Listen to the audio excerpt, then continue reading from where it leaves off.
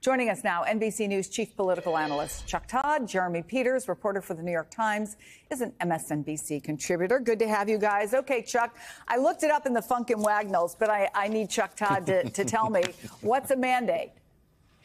Ronald Reagan, 1984. Ronald Reagan, 1980.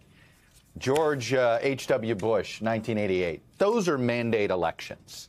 Those are massive. Take 1980. Not only does Ronald Reagan win, he brings 12 Republican Senate seats with him, right? That's what a mandate looks like. This is a decisive win for Donald Trump in the career of Donald Trump, right? This is his best showing. This is his strongest showing. But it's sort of, I'm watching the Trump folks make almost the exact same mistake Joe Biden and his team made, which is assuming victory equals mandate. Hey, we pulled this off. You know, Biden narrowly got the Senate, basically because of Donald Trump's temper tantrum. But they used winning the Senate, holding the House and the presidency, and they called themselves FDR. And we saw what voters said to that. So when you misinterpret an election, when you think you have a mandate but the voters didn't give you one, but they are acting as if this is 80, 84, 88.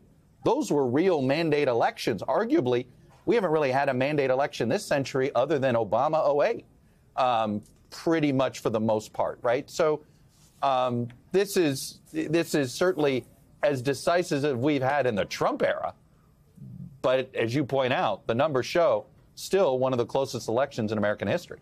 So, Jeremy, is this a case where if Trump and his allies say something enough that it just becomes accepted that that's what it is? Or is reality potentially going to catch up with this mandate very quickly? Right. Well, that's their habit, isn't it? Say something until enough people start to think that it's true, like January 6th wasn't really an insurrection. So I think the last election was stolen.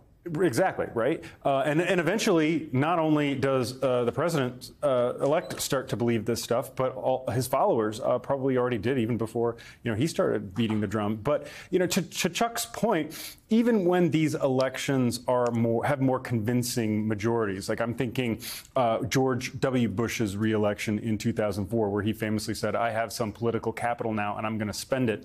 Well, it didn't work out so well for him. When you boast about these mandates and you don't really have the popular support to back it up, it doesn't seem to really work out well. Remember, George W. Bush pushed immigration reform, and we know how that ended up. It crashed and burned in Congress. We're still waiting. Yeah.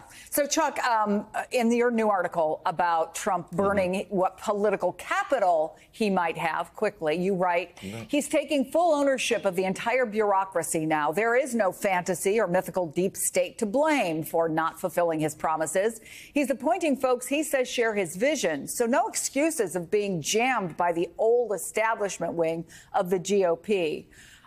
But given Trump's ability to thrive under circumstances that might bury any other politician, what's the real level of threat as you see it? Well, look, I mean, he's clearly trying to bully his own party into acting as if they have a mandate. But again, I go back to the Biden example, right? And we know Trump's going to find himself in the same position, right? He's going to want to do his tax bill, but it's going to be bigger than that. It's going to be one giant bill. Reconciliation. We all hated that word when we had to deal with it in 21 and 22, and you're going to hear it a lot again because they really only have one shot at this, and you're going to have this incredibly narrow majority in the House where they can't afford to lose but like 1 or 2 votes, right, in any given specific agreement. So this is just going to be, I think, more of a slog than they realize. And I think burning all this capital on confirmation, on trying to get folks who literally, if anybody's paying attention, they're not going to like these picks. This is, as one of the lines you see on social media, these folks didn't vote for Matt Gaetz. They just wanted cheaper eggs, right? And so when you go about this, he's now going to own everything. Before he could blame, well, those establishment Republicans, that's why I couldn't get my wall, or that's why. There's no one to blame anymore. So I just don't think he realizes everything's going to stick to him now. I know he thinks he can talk his way out of anything. But now he's going to control the bureaucracy and the politics of his party. It's all going to stick to him, which is why recovery for the Democrats may simply be simply thank overreach by Trump. Well, I mean, I think to that point, Jeremy, Lara Trump talked earlier today about getting some of Trump's polarizing cabinet picks confirmed. Take a listen.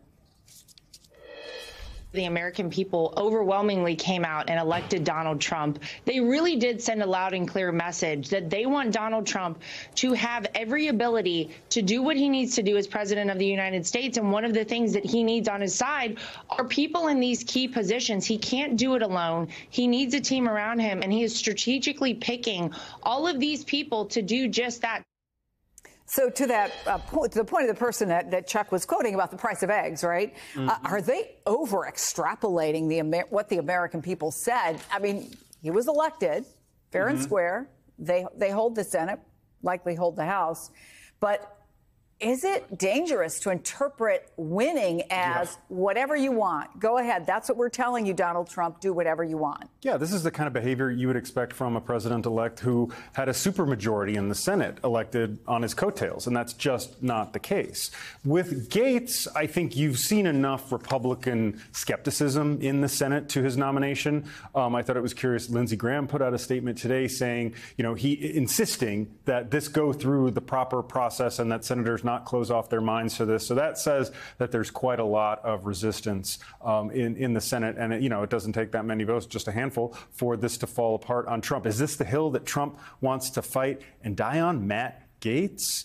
There's some indication now he seems to at least want to fight it out. He is a Gaetz, I will say, despite, what we know about him, the various allegations against him and his kind of, just dogged, myopic determination to defend Trump about almost anything. He is a popular figure among the MAGA base, especially around the January 6th case and, his whitewashing of history there. The MAGA base really did come to see Gaetz as kind of like a top surrogate, if not kind of MAGA heir.